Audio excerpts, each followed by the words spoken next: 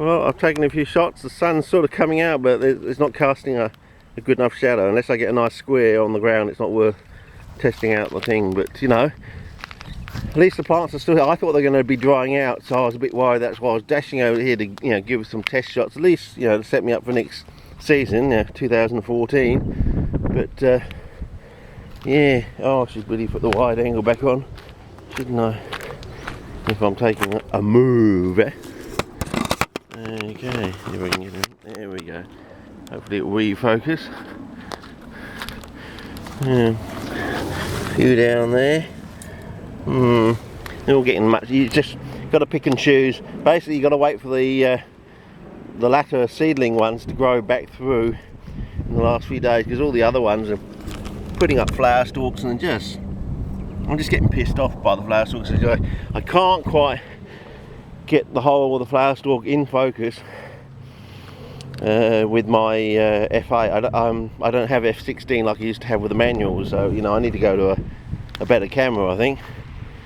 And some of these more modern cameras which have these internal stacking properties where they actually take a number of photographs which you don't realise, and they all stack them together to, you know,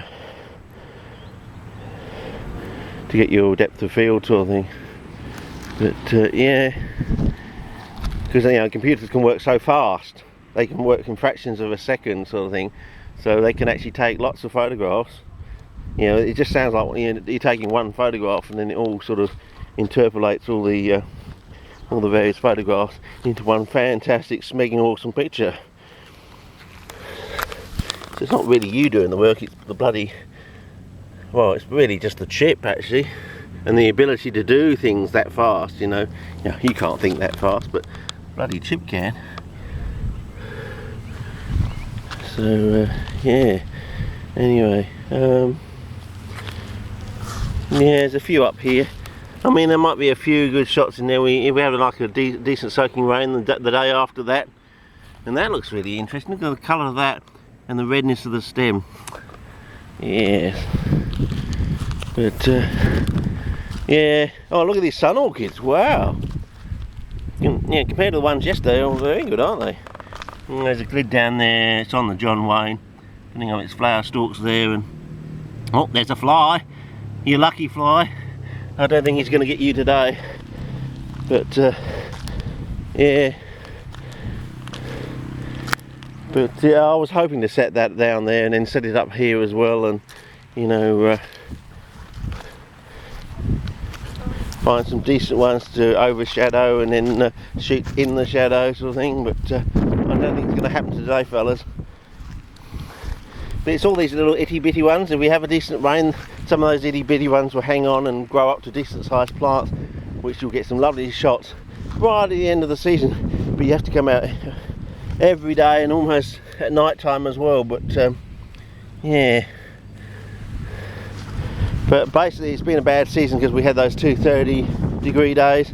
See, look, they're all setting seeds, so I'll probably be out here sometime in the near future harvesting some seed for Sean and others. Yeah, so you have both fresh seed, which probably won't germinate for a year or so, and you also have old seed, which would probably germinate straight away if you got the right conditions.